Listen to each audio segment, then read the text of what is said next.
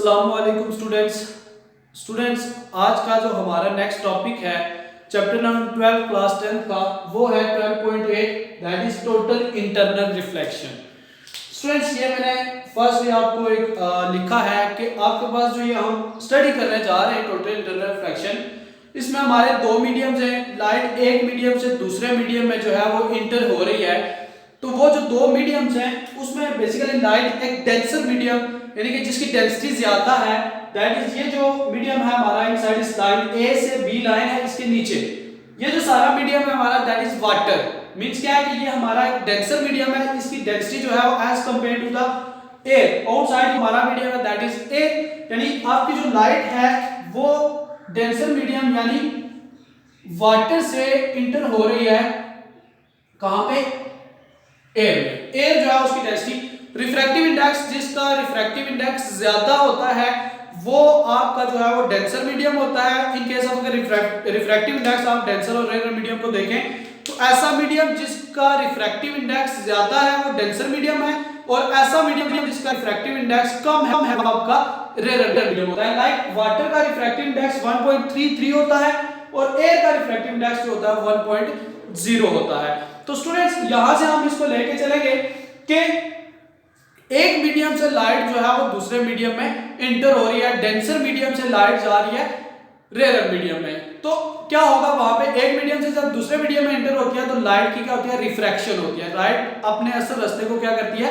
छोड़ देती है, तो बेंड होती है लाइट। तो वो बेंडिंग जो है वो हम देखेंगे कि किस हद तक होती है। लाइक ये हमारे पास एक डायग्राम है जिसमें ये हमारा लाइट सोर्स है, लाइट सोर्स से लाइट आ रही है और ये हमारा मीडियम मीन वाटर को छोड़ के एयर में इंटर हो।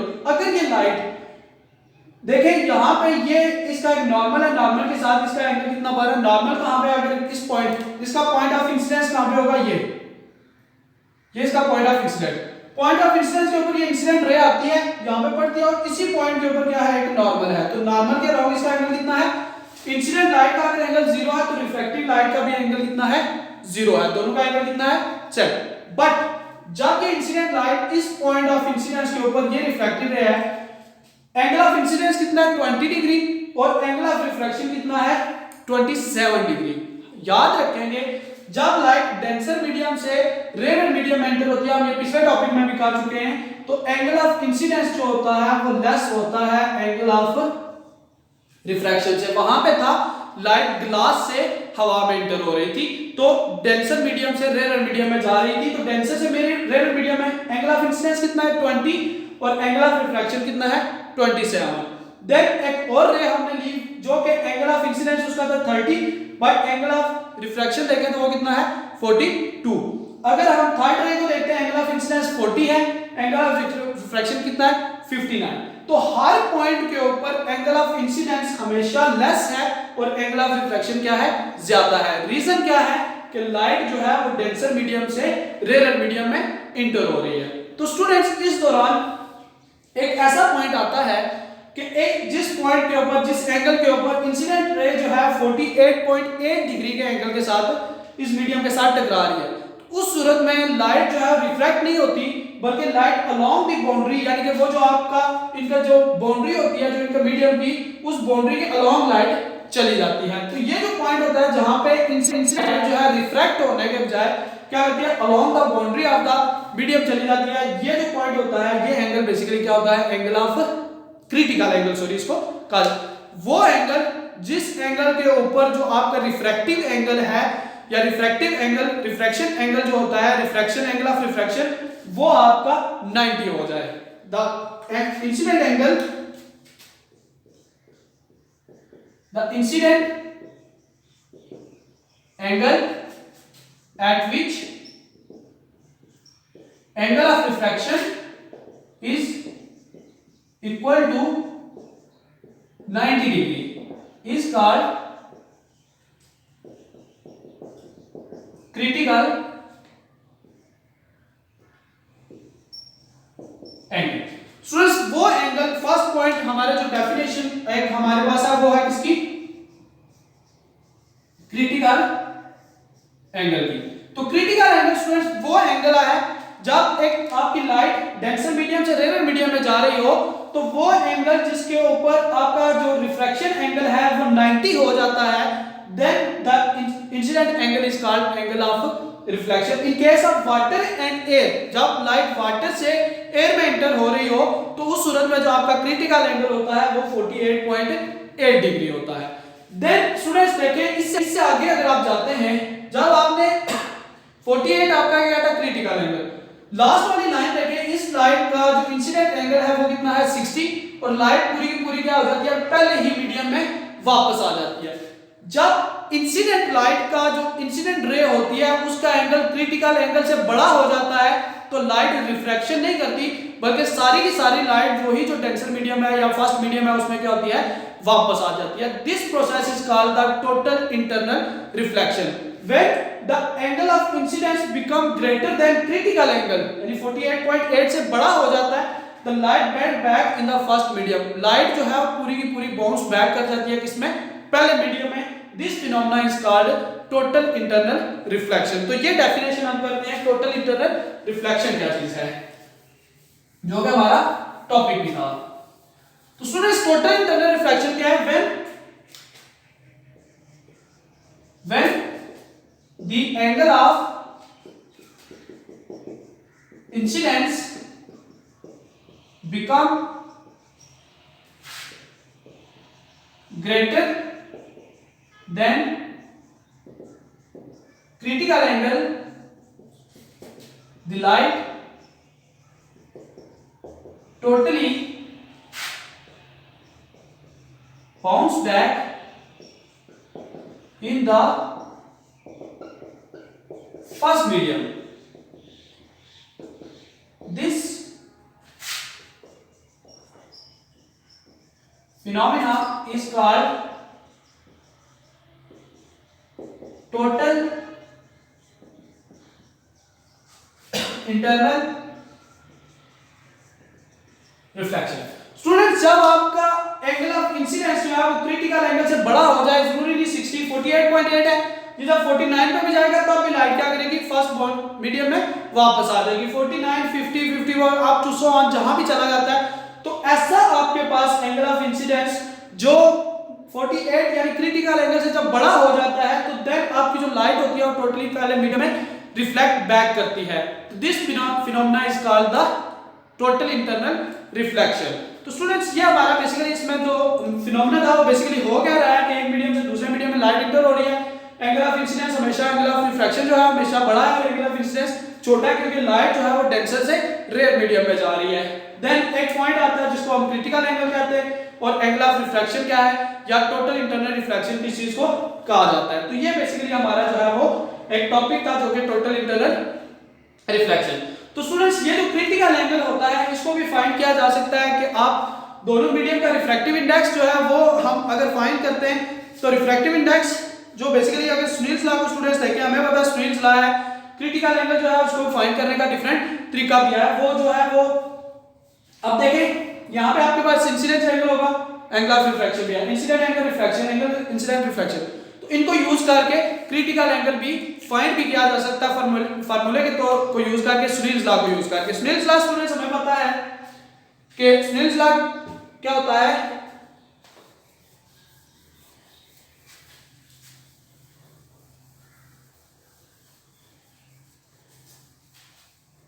स्टूडेंट्स स्नेल्स लॉ अगर देखें तो स्नेल्स लॉ हमारे पास होता है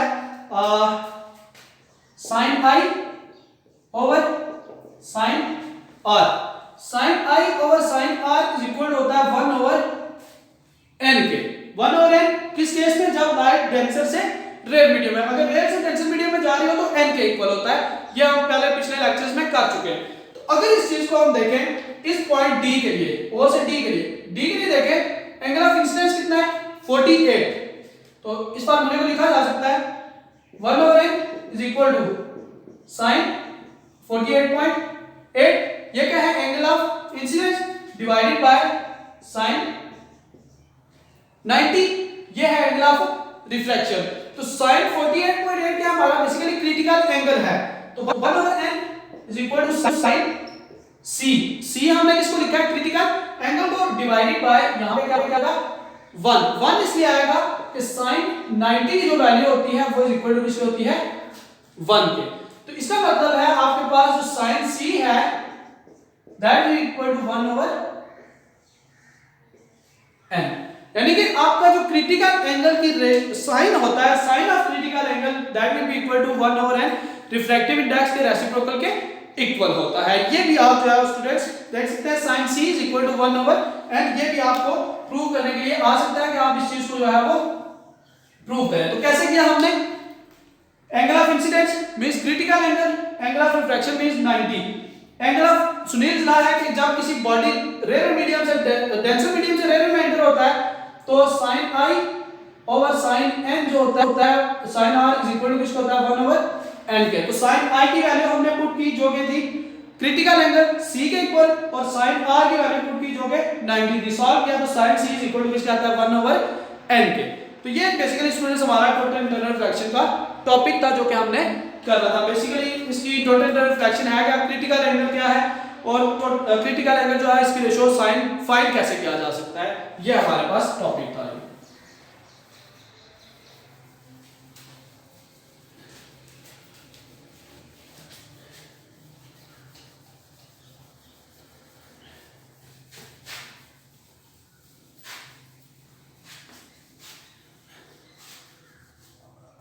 इसके साथ स्टूडेंट्स हमारा जो टॉपिक है next that is lens formula. Basically lens formula से पहले हम स्टूडेंट्स एक चीज देखते हैं जो कि है लेंस। लेंस बेसिकली होता क्या है, हमारी आंखों में लेंस पड़े होते हैं, ग्लास हमारी जो ग्लासेस होती हैं उनके डिफरेंट लेंस उनमें यूज किए जाते हैं। तो लेंस बेसिकली स्टूडेंट्स एक आपके पास एक ऐसा मटेरियल होता है, lens is any transparent material, ठीक है, lens is a any transparent medium, lens is a transparent medium like glass का बना होता है, transparent medium होता है material having two surfaces, not the transparent medium, transparent material having two surfaces और दो सर्फेसेस के होते हैं और दोनों सर्फेसेस में आप देखें ना आपका जो लेंस होता है ग्लास शीशे का थोड़ा सा ऐसे उभरा हुआ सा होता है सेंटर से कई दफा। तो बेसिकली वो उभरा हुआ होने का मतलब है कि उसके जस्ट लाइक दिस दो इसके मीडियम्स होते हैं, मींस एक यहां से इस तरह से एक ये इसका और एक ये दो सर्फेसेस होते हैं उसके, ठीक है। तो इसलिए जो है वो उसको इस तरह से ये जो है वो कुछ इस शेप का भी होता है जिसमें इसमें भी अगर एक देखें तो ये दो इसके सर्फेसेस होते हैं। तो लेंस बेसिकली क्या होता है, ऐसा मटेरियल ट्रांसपेरेंट मटेरियल होता है जिसके दो सरफेस होते हैं और एक सरफेस जो है वो दोनों सरफेस या तो एक जो है वो वन इज कर्व, दोनों में से जो है वो सरफेस होते हैं बेसिकली क्या होते हैं उनके बेसिक कर्व भी होते हैं। तो इस लेंस को लेके लेंस जो बेसिकली स्टूडेंट्स हम देखते हैं कुछ इस तरह का लेंस होता है, इसके सामने यहाँ पे अगर ऑब्जेक्ट प्लेस किया जाता है कोई, ठीक है, ऑब्जेक्ट प्लेस करते हैं तो ऑब्जेक्ट से लाइट आती है यहाँ पे कुछ इस तरह से और इस साइड के ऊपर यहाँ पे इसका क्या होता है इमेज बनती है, सेम उसी तरह से जिस तरह से हमने मिरर के लिए पढ़ा था। तो यहाँ से लेके यहाँ तक का जो डिस्टेंस होता है ये p ऑब्जेक्ट का डिस्टेंस और ये जो डिस्टेंस होता है ये q किसका होता है इमेज का डिस्टेंस, और इस लेंस की कोई ना कोई एक फोकल लेंथ भी होती है। तो रिलेशन जो होता है 1/f = 1/p + 1/q, ये जो स्टूडेंट्स होता है ये बेसिकली आपका क्या होता है लेंस फार्मूला। हमने इससे अगला टॉपिक जो है वो बेसिकली हमने करना सिर्फ वही टॉपिक था 12.12 टॉपिक है lens formula, lens formula and sign convergence.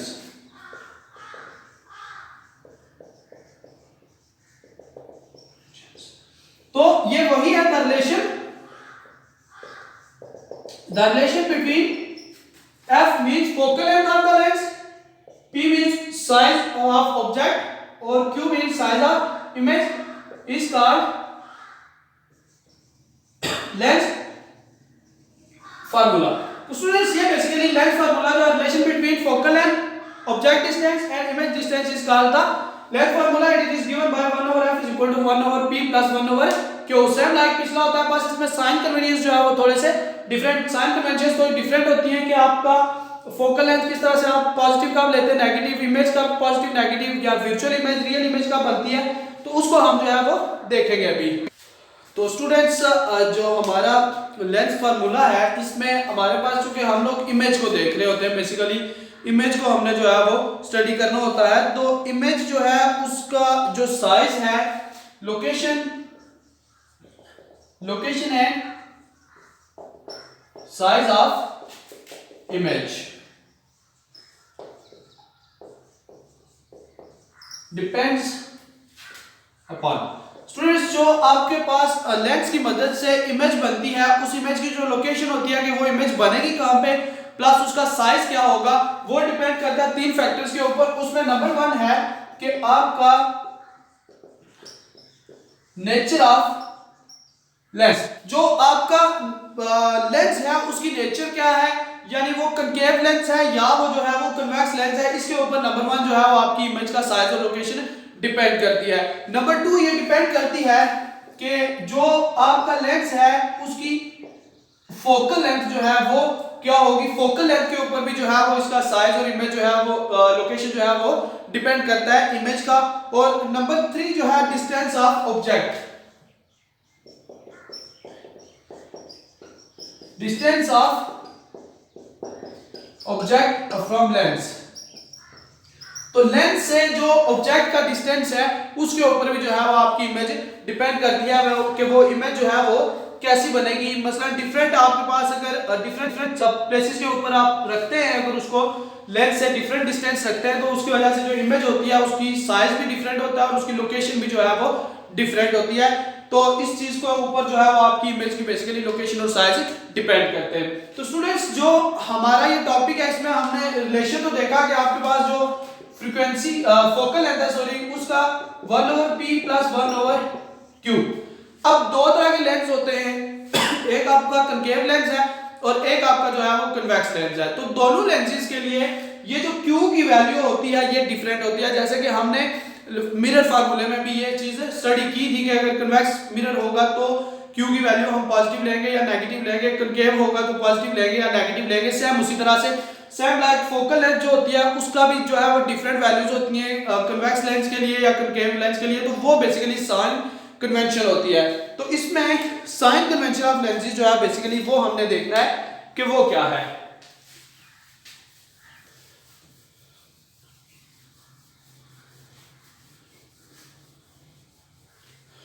Sign convention of lenses में अगर जाए हम,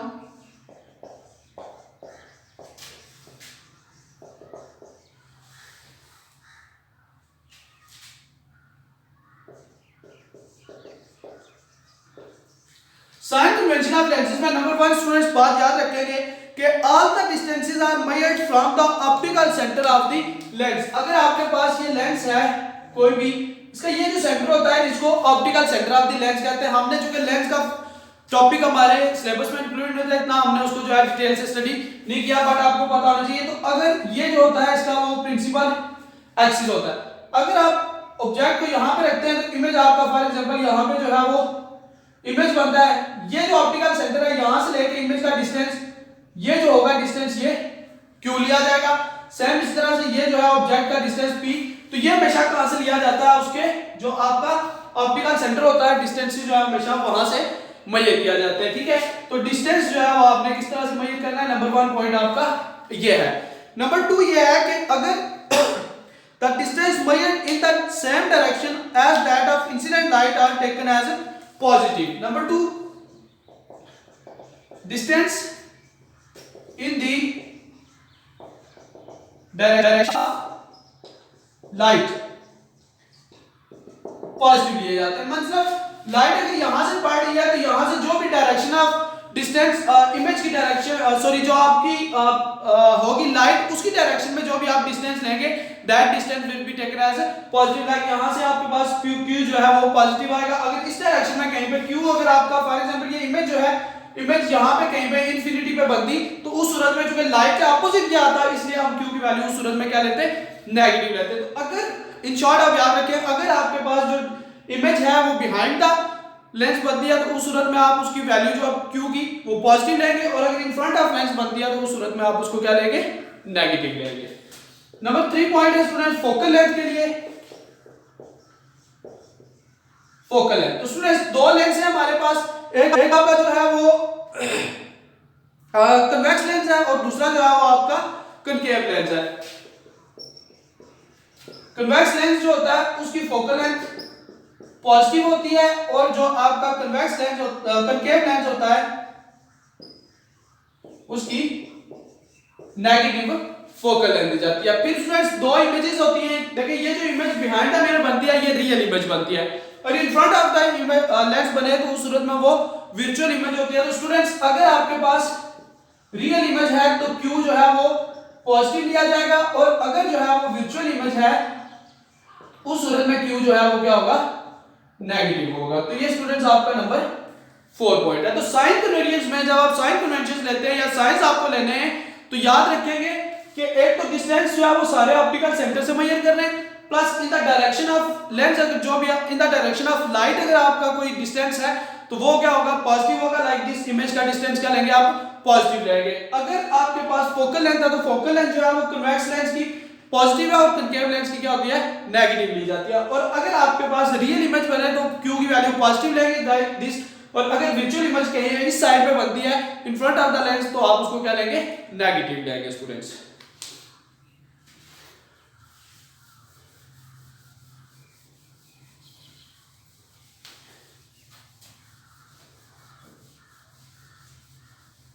इसी के साथ एक टॉपिक है 12.13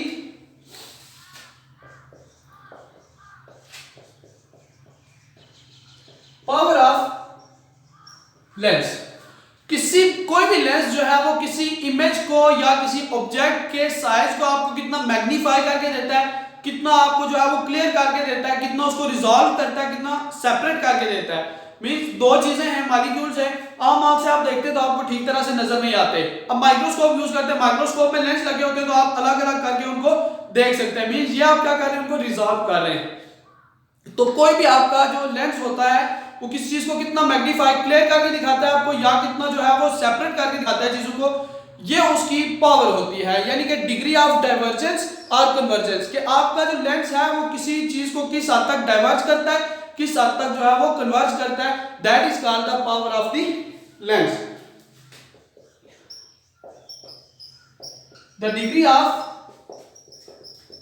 डाइवर्जेंस और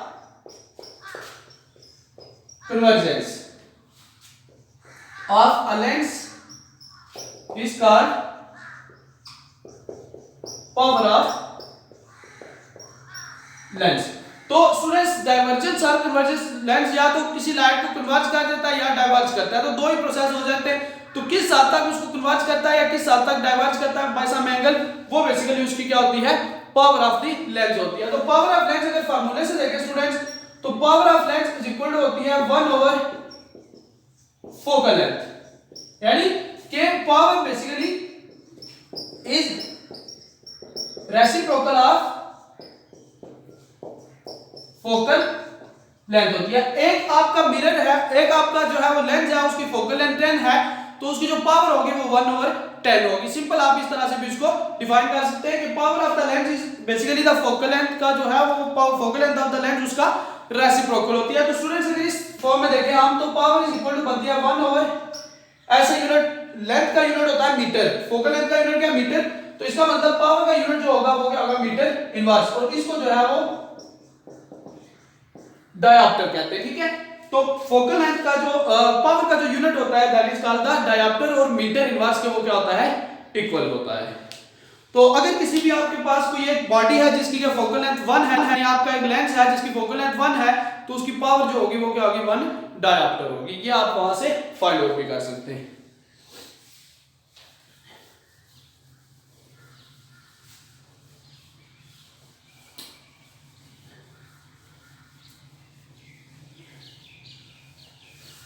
स्टूडेंट्स इसके साथ एक टॉपिक है छोटा सा जो कि है, अभी मैंने थोड़ा सा उसको बताया भी है, 12.15 है मैग्निफिकेशन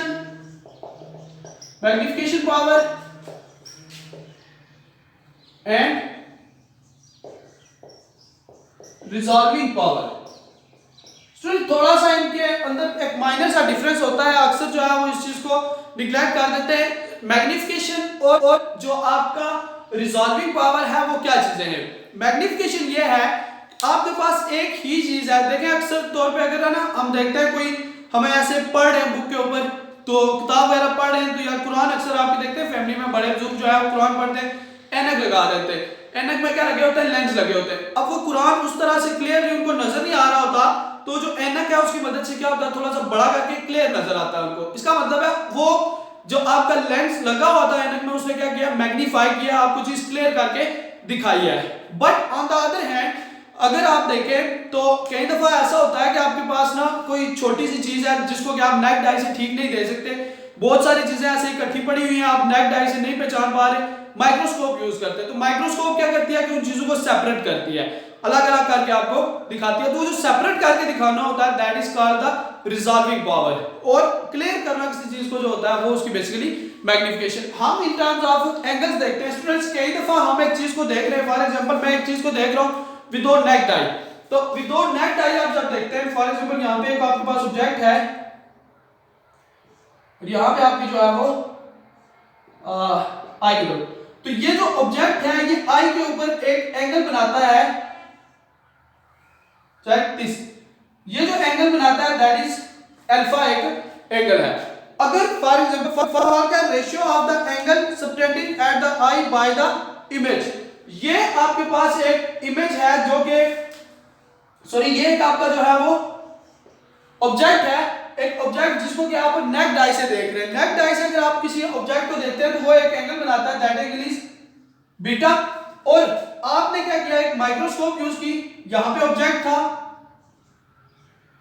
ठीक है, इस ऑब्जेक्ट को आपने यहां पे एक आप समझ लें कि कोई इंस्ट्रूमेंट यूज किया, तो इसने एक यहां पे आपने अंदर क्या किया है, इमेज बना ली, और इस इमेज को देन आपने देखा है कहां से, अपनी आई की मदद से। स्टूडेंट्स दो तरह की चीजें होती है, एक आप नेक्ड आई से देख रहे हो, तो नेक्ड आई से आप क्या करते हैं, डायरेक्टली ऑब्जेक्ट को देखते हैं, तो ऑब्जेक्ट जो आपकी नेक्ड आई के ऊपर एंगल बनाता है दैट एंगल इज बीटा। और अगर आप एक फॉर एग्जांपल ये आई है, आई के पे आपने एक माइक्रोस्कोप रखी हुई है, माइक्रोस्कोप के आगे ऑब्जेक्ट पड़ा हुआ है, तो आप इस ऑब्जेक्ट को जब देखेंगे तो माइक्रोस्कोप इसकी एक इमेज बनाएगी, जैसे कि ये इमेज आपकी आंख पे बनी है, पहले ये ऑब्जेक्ट है, ऑब्जेक्ट की इमेज बनेगी माइक्रोस्कोप में, और माइक्रोस्कोप में वो जो इमेज है वो आगे आगे जाके आपके आंख को नजर आएगी। तो ये जो इमेज है आपकी वहां पे पिक्चर बनाती है, दैट जो आपका एंगल वहां पे होता है वो एंगल आपका जो है बेसिकली क्या होता है, अल्फा। तो alpha angle subtending by the image, angle subtending by the image at the eye as seen through an optical instrument. तो वो एंगल जो कि आपके आंख के ऊपर क्या बनाता है, ये इमेज बनाती है जब एक ऑप्टिकल इंस्ट्रूमेंट को यूज करते हैं, और ये beta is angle subtended by object on the eye. जब आप डायरेक्ट ऑब्जेक्ट को देखते हैं नेक्ड आई से विदाउट एनी अदर इंस्ट्रूमेंट, तो उस सूरत में जो एंगल बनता है दैट इज बीटा। तो इन दोनों एंगल्स की जो रेशियो होती है, यानी alpha to magnification is equal to alpha to beta. Alpha basically वो एंगल है जो आपके किसी इमेज से बनाया विद सम इंस्ट्रूमेंट, वहां पे जो एंगल बनता है, और जो आपके नेक्ड आई के ऊपर डायरेक्ट ऑब्जेक्ट एंगल बनाता है, वो दोनों के दरमियान की जो रेशियो होती है that ratio is called the magnification. The ratio between the angle subtended by the image on the object as seen through an optical instrument to the angle subtended by the object on the eye is called the magnification। किसी चीज को clear दिखाने के लिए magnification इस ratio से जो है मैग्निफिकेशन बेसिकली फाइंड आउट की जा सकती है। इसी के साथ स्टूडेंट्स है रिजॉल्विंग पावर, तो वो क्या चीज है।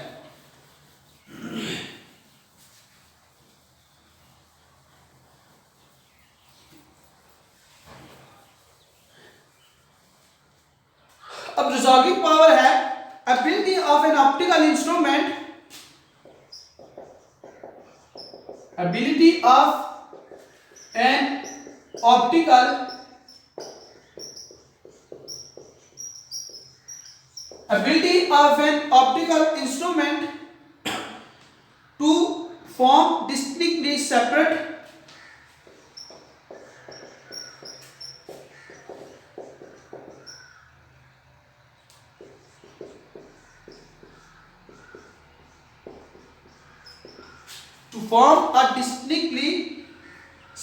image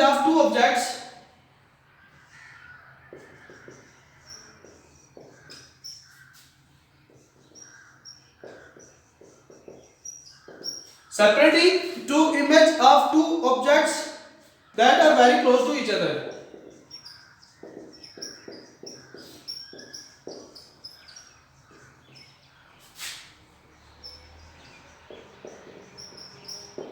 तो स्टूडेंट्स, अगर आपके पास कोई दो टिनी ऑब्जेक्ट्स हैं, लाइक मॉलिक्यूल्स हैं, किसी भी एक मैटर के एटम के मॉलिक्यूल्स हैं, वो इतने छोटे होते हैं कि आप नेक्ड आई से उनको नहीं देख सकते। तो ऐसी चीजें जो बिल्कुल एक दूसरे के इतनी ज्यादा करीब हो, क्लोज हो कि आप उनको सेपरेट नहीं कर पा रहे या उनके दरमियान आपके जो डिफरेंस है वो नहीं कर पा रहे, तो उस सूरत में क्या किया जाता है कि कोई मटेरियल ऑप्टिकल इंस्ट्रूमेंट यूज किया जाता है, लाइक लेंस यूज किया जाता है, माइक्रोस्कोप यूज की जाती है।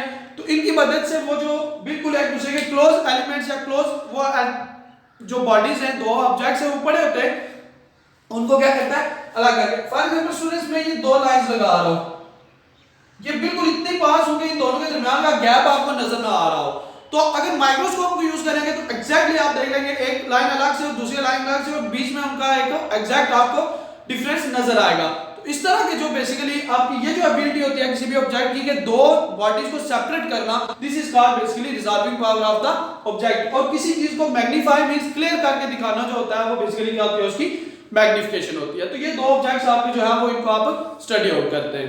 तो होप सो कि ये लेक्चर आपको क्लियर होगा। इससे रिलेटेड अगर आपके पास कोई क्वेश्चन है तो वो आप कमेंट सेक्शन में पूछ सकते हैं। Thank you so much.